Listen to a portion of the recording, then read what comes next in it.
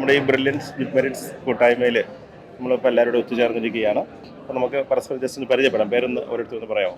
എൻ്റെ പേര് സ്നേഹ മറിയം ജോൺ. ഞാൻ brilliant long term residential batch student ആയിരുന്നു. എൻ്റെ പേര് ഹിമായ ജവഹറ. ഞാൻ ബ്രില്യൻറ്റിലെ റിപ്പീറ്റഡ് ബാച്ചിൽ സ്റ്റുഡൻ്റ് ആയിരുന്നു, ഓൺലൈൻ റിപ്പീറ്റഡ് ബാച്ചായിരുന്നു. എൻ്റെ പേര് റിയ. ഞാൻ റെസിഡൻഷ്യൽ ബാച്ചിൽ സ്റ്റുഡൻ്റ് ആയിരുന്നു, 21 ബാച്ചിൽ സ്റ്റുഡൻ്റ് ആയിരുന്നു. എൻ്റെ പേര് ഹംദ. ഞാൻ റെസിഡൻഷ്യൽ ബാച്ച് സ്റ്റുഡൻ്റ് ആയിരുന്നു, 21. ഞാൻ ഗായത്രി കെബ്ലാഷ്. ഞാൻ long term hybrid batch student ആയിരുന്നു. I'm Akshita. I was a part of the long-term residential branch from Brilliant. Okay, നമ്മളിവിടെ കൂടിയിരിക്കുന്ന മജോറിറ്റി ആൾക്കാരും ഇപ്പോൾ ഇവിടെ ഇരിക്കുന്ന ഒരു റെസിഡൻഷ്യൽ ബാച്ചിൽ നിന്ന് വന്നവരാണ്. അപ്പം റെസിഡൻഷ്യൽ ബാച്ച് നമുക്കറിയാം 10ാം ക്ലാസ് കഴിഞ്ഞ് ബ്രില്യനിലേക്ക് ആദ്യമായിട്ട് വരികയാണ്. ജസ്റ്റ് സ്കൂൾ ലൈഫ് കഴിഞ്ഞ് പെട്ടെന്ന് ഒരു എൻട്രൻസ് കോച്ചിങ്, സ്കൂൾ പഠനത്തോടൊപ്പം എൻട്രൻസ് കോച്ചിങ്ങാണ് നിങ്ങൾ ചെയ്തത്. അപ്പോൾ ആ ഒരു എക്സ്പീരിയൻസ്, സ്കൂൾ വിട്ട് പെട്ടെന്ന് ബ്രില്യൻറ്റിലെ ഒരു ലൈഫിലേക്ക് ആ ഒരു പ്രത്യേകിച്ച് നമുക്ക് നിങ്ങൾ തന്നെ കുട്ടികൾ തന്നെ പറഞ്ഞ ഒരു ടൈറ്റ് ഷെഡ്യൂളാണെന്ന് പറയാറുണ്ട്. ആ ഒരു ടൈറ്റ് ഷെഡ്യൂളിലേക്ക് നിങ്ങൾ വരുമ്പോൾ നിങ്ങൾക്കുണ്ടായ ആ ഒരു ചേഞ്ച് അല്ലെങ്കിൽ ആ ഒരു ഫീലിങ്സ് ഒന്ന് പറയാമോ? ഞാൻ 10th പഠിക്കുമ്പോൾ എൻ്റെ ബ്രദറാണ് എന്നോട് റെസിഡൻഷ്യൽ ബാച്ചിനെ കുറിച്ച് പറഞ്ഞതും ഈ എൻട്രൻസ് എഴുതണം, ബ്രില്യൻറ്റിൻ്റെ എൻട്രൻസ് എഴുതണം എന്നൊക്കെ പറഞ്ഞത്. അപ്പോൾ എഴുതി കഴിഞ്ഞപ്പോൾ എനിക്ക് ഏകദേശം ഒരു ഐഡിയ ഒക്കെ കിട്ടി എങ്ങനെയൊക്കെയാണ് ഇങ്ങനത്തെ ഒരു ട്രിക്കി ക്വസ്റ്റ്യൻസ് ഒക്കെ ചോദിക്കുന്നതെന്ന്. പിന്നെ ഞാൻ ചാവറ സ്കൂളിലാണ് ഞാൻ അഡ്മിഷൻ എടുത്തത്. അപ്പോൾ അഡ്മിഷൻ എടുത്ത് കഴിഞ്ഞ് ഹോസ്റ്റലിലൊക്കെ ചെന്നപ്പോൾ വീട്ടിലുണ്ടായിരുന്നതിനേക്കാളും ഭയങ്കര ഡിഫറെൻ്റ് ഒരു കണ്ടീഷനൊക്കെ ആയിരുന്നു. പേരൻസ് കൂടിയില്ല, പരിചയമുള്ളവർ ആരും കൂടിയില്ല, അങ്ങനെ എല്ലാം ഭയങ്കര ഡിഫറെൻ്റ് ആയിരുന്നു. അപ്പോൾ ഹോം സിക്നെസ് ഒക്കെ ആയിട്ട് കുറേ നാൾ ഇപ്പോൾ കരഞ്ഞ് ഇതൊക്കെ ആയിട്ട് ഹോസ്റ്റലിലിരുന്നു.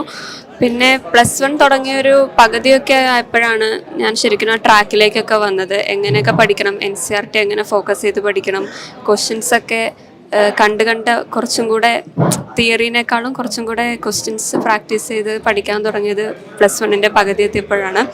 പിന്നെ അത് കഴിഞ്ഞ് +2 ആയപ്പോഴത്തേനും കോവിഡൊക്കെ ആയി, ഓൺലൈൻ മോഡിലേക്ക് ആയപ്പോഴും അപ്പോൾ കുറച്ചും കൂടെ സീരിയസ് ആയിട്ട് പഠിക്കാൻ തുടങ്ങി, കുറച്ചും കൂടെ ടൈം കിട്ടി. ടൈം നല്ലോണം യൂട്ടിലൈസ് ചെയ്ത് പഠിക്കാൻ തുടങ്ങിയത് +2 ആയപ്പോഴാണ്.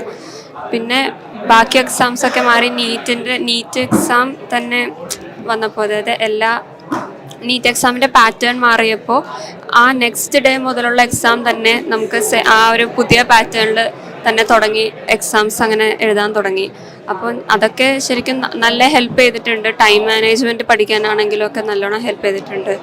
പിന്നെ ടീച്ചേഴ്സൊക്കെ, ക്ലാസ് ടീച്ചറൊക്കെ എപ്പോഴും വിളിക്കുമായിരുന്നു, എല്ലാ ദിവസവും വിളിച്ച് ക്ലാസ്സും എക്സാമും ഒക്കെ എങ്ങനെ ഉണ്ടായിരുന്നു അതിൻ്റെ കറക്റ്റായിട്ട് വാല്യുവേഷനൊക്കെ പറയുമായിരുന്നു. പിന്നെ ക്വസ്റ്റ്യൻ പേപ്പർ ഡിസ്കഷനും difficulty level question discussion, doubt clearing sessions എല്ലാം കേൾക്കുമായിരുന്നു. അപ്പോൾ അതിൽ നിന്നൊക്കെ ഒത്തിരി ഹെൽപ്ഫുൾ ആയിട്ടുള്ള കുറേ ഇൻഫർമേഷൻസ് കിട്ടിയിട്ടുണ്ട്. പിന്നെ ഞങ്ങൾ ഒരിക്കൽ പ്രാക്ടീസ് സെഷന് വേണ്ടി സ്കൂളിൽ പോയപ്പോൾ അവിടെ ഇതുപോലെ എനിക്ക് ഇൻഡിവിജ്വലായിട്ട് ഇങ്ങനൊരു ഡൗട്ട് ക്ലിയറിങ് സെഷൻ അറേഞ്ച് ചെയ്ത് തന്നായിരുന്നു. അപ്പോൾ അതിന് തന്ന ഒത്തിരി ഇൻഫർമേഷൻ എനിക്ക് ശരിക്കും നീറ്റിന് ആ സെയിം ക്വസ്റ്റ്യൻ, സാറ് പറഞ്ഞു തന്ന കോൺസെപ്റ്റിലുള്ള സെയിം ക്വസ്റ്റ്യൻ എനിക്ക് നീറ്റിന് ചോദിച്ചു. അപ്പോൾ അതൊക്കെ എനിക്ക് സ്കോർ ചെയ്യാൻ പറ്റിയത് എനിക്ക് ഒത്തിരി സന്തോഷമുണ്ട്. അപ്പോൾ ബ്രില്യൻറ്റ് കാണിച്ചൊരു കെയറും ബ്രില്യൻറ്റിൽ നിന്ന് തന്നൊരു കൺസേണും എല്ലാം ഒത്തിരി നന്ദി പറയാം. Thank you. നിങ്ങൾക്ക് എല്ലാവർക്കും ആഗ്രഹിച്ചോളൂ നിങ്ങളെല്ലാം +2 പഠനത്തോടൊപ്പം തന്നെ പഠിച്ച് MBBS എന്ന ലക്ഷ്യം നിങ്ങൾ നേടുകയുണ്ടായി. അപ്പോൾ ഇതിനകത്ത് ഇപ്പം നിങ്ങൾ ക്ലാസ് ടീച്ചർമാർ നിങ്ങൾ ഒത്തിരി സപ്പോർട്ട് ചെയ്തിട്ടുണ്ട്. ബ്രില്യൻറ്റ് നമ്മുടെ എക്സാം സിസ്റ്റം ഒത്തിരി സപ്പോർട്ട് ചെയ്തിട്ടുണ്ട്. അപ്പോൾ നമ്മുടെ ക്ലാസ് ടീച്ചേഴ്സ് നിങ്ങൾ തന്നെ മോള് തന്നെ പറഞ്ഞു ഒത്തിരി ടെൻഷൻ ഉണ്ടായിരുന്നു, വീട്ടിൽ നിന്ന് മാറി നിൽക്കുന്നു, പേരൻസിൻ്റെ സപ്പോർട്ട് ആരെയും കാണാൻ പറ്റുന്നില്ല, ഒത്തിരി ബുദ്ധിമുട്ടി, ഹോസ്റ്റലിലേക്ക് ഒത്തിരി വിഷമിച്ചു എന്നൊക്കെ പറഞ്ഞു. അപ്പോൾ നമ്മുടെ ക്ലാസ് ടീച്ചർമാർ തന്ന ഒരു സപ്പോർട്ട് അത് നിങ്ങൾക്ക് എങ്ങനെ നിങ്ങളുടെ ഈ ഫീൽഡിൽ, നിങ്ങളുടെ ലൈഫിൽ, ഈ +2 ലൈഫിൽ എങ്ങനെ ഉപകാരപ്പെട്ടു എന്നതിനെക്കുറിച്ച് നിങ്ങൾ പറയാം. തേവരയിൽ ഞങ്ങളുടെ ക്ലാസ് ടീച്ചർ ലിറ്റി മാം ആയിരുന്നു. പിന്നെ ഞങ്ങളുടെ സെൻറ്റർ കോർഡിനേറ്റർ അനിൽ സർ, ഇവരൊക്കെ എപ്പോഴും വിളിക്കുന്നു, എന്താ നമ്മുടെ പ്രോഗ്രസ് എന്താ ഒക്കെ ചോദിക്കായിരുന്നു. ഓൺലൈൻ ആയപ്പോഴും ക്ലാസ്സിൽ വരുന്നില്ല എന്നൊരു ഫീല് തരുന്നിട്ട് ഇവർ നമ്മളെപ്പോഴും മോണിറ്റർ ചെയ്യുന്നുണ്ടെന്ന്, എപ്പോഴും കൂടെ ഉണ്ടെന്നൊരു ഫീലായിരുന്നു കിട്ടുക. അതിനൊക്കെ ഞാൻ ഭയങ്കര ഗ്രേറ്റ്ഫുള്ളാണ്.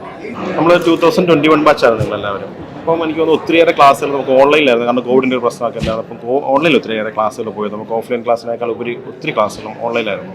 അപ്പോൾ അതിൽ നിങ്ങൾക്ക് എങ്ങനെ അത് മാനേജ് ചെയ്യാൻ സാധിച്ചു? ഓൺലൈനിലെ ക്ലാസ്സുകൾ കൂടുതൽ സമയം സ്ക്രീൻ ടൈം വരുന്നു. അപ്പോൾ ആ പ്രതിസന്ധി ഘട്ടത്തിലൊക്കെ നിങ്ങൾക്ക് അതെങ്ങനെ മാനേജ് ചെയ്യാൻ സാധിച്ചു? ഞാൻ ഓൺലൈൻ ബാച്ചിൽ റിപ്പീറ്റ് ചെയ്ത ആളാണ്. അപ്പോൾ എനിക്ക് ഓൺലൈനിൽ ബ്രില്യൻറ്റ് തന്ന സപ്പോർട്ട് എത്രയെന്ന് നന്നായിട്ട് അറിയാമെന്ന് വെച്ചാൽ, ഞാൻ ക്ലാസ്സസ് ഒക്കെ അത്രക്കും അടിപൊളിയായിരുന്നു. അതൊക്കെ പിന്നെ എല്ലാവർക്കും അറിയുന്ന കാര്യം, ക്ലാസ്സസ് ബ്രില്യൻറ്റിൻ്റെ അടിപൊളിയാണ്. പക്ഷെ അതല്ലാതെ കിട്ടിയ സപ്പോർട്ട് എന്ന് വെച്ചാൽ അത് വളരെ വലുതാണ്. കാരണം എൻ്റെ ഫാമിലീൻ്റെ റിലേറ്റീവ്സൊക്കെ പറയുമായിരുന്നു, ഓൺലൈൻ ബാച്ചായിട്ട് എങ്ങനെ ഇങ്ങനത്തെ ഒരു കോമ്പറ്റേറ്റീവ് എക്സാമിന് പ്രിപ്പയർ ചെയ്യുക, അതെങ്ങനെ അതിന് ഒരു അത് കഴിയുമോ, അങ്ങനെ ഒരു ക്വസ്റ്റ്യനൊക്കെ റിലേറ്റീവ്സ് പറയുമായിരുന്നു. പക്ഷേ ശരിക്കും ഓൺലൈൻ ബാച്ച് ആയിട്ടും അത്രക്കും സപ്പോർട്ട് എനിക്ക് ബ്രില്യൻറ്റിൻ്റെ ഭാഗത്ത് നിന്ന് കിട്ടിയിട്ടുണ്ട്. എൻ്റെ ക്ലാസ് ടീച്ചർ റോസ്മേരി മിസ്, പിന്നെ ജോർജ് സാറ് സ്പീച്ച് ഇതൊക്കെ ഭയങ്കര മോട്ടിവേറ്റിംഗ് ആയിരുന്നു. പിന്നെ മോട്ടിവേറ്റിംഗ് മാത്രമല്ല, ഇവർ തന്ന സപ്പോർട്ട് വളരെ വലുതായിരുന്നു. കാരണം ഞങ്ങൾക്ക് ഓഫ്ലൈൻ എക്സാംസ് നടത്തി തന്നു.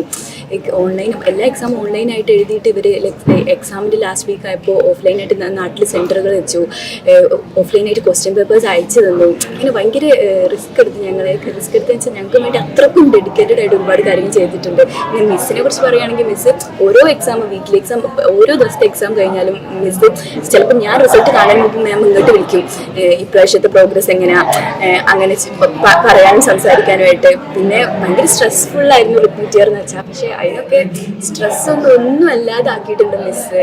അത്രയ്ക്ക് എപ്പോഴും വിളിക്കുമായിരുന്നു. നല്ല ഭയങ്കര സപ്പോർട്ടായിരുന്നു. ബ്രില്യൻറ്റിൻ്റെ ബോൾ സൈഡിൽ നിന്ന് സപ്പോർട്ടായിരുന്നു. പക്ഷേ എനിക്ക് പേഴ്സണലി കുറച്ചും കൂടി അറ്റാച്ച്മെൻ്റ് ഉള്ള മിസ്സിനെ കുറിച്ച് മിസ്സാണ്. അതുകൊണ്ട് ഞാൻ മിസ്സിനെ ഇങ്ങനെ എടുത്തു വാങ്ങി. എൻട്രൻസ് സംബന്ധമായ വാർത്തകളും അപ്ഡേഷനുകളും ഏറ്റവും വേഗം ആധികാരികമായി അറിയാൻ ബ്രില്യൻറ്റ് സ്റ്റഡി സെന്റർ പാല യൂട്യൂബ് ചാനൽ സബ്സ്ക്രൈബ് ചെയ്യുക. ബെൽ ഐക്കൺ അമർത്തുക. ഈ വീഡിയോ മറ്റ് സുഹൃത്തുക്കളിലേക്കും ഷെയർ ചെയ്ത് നൽകുക.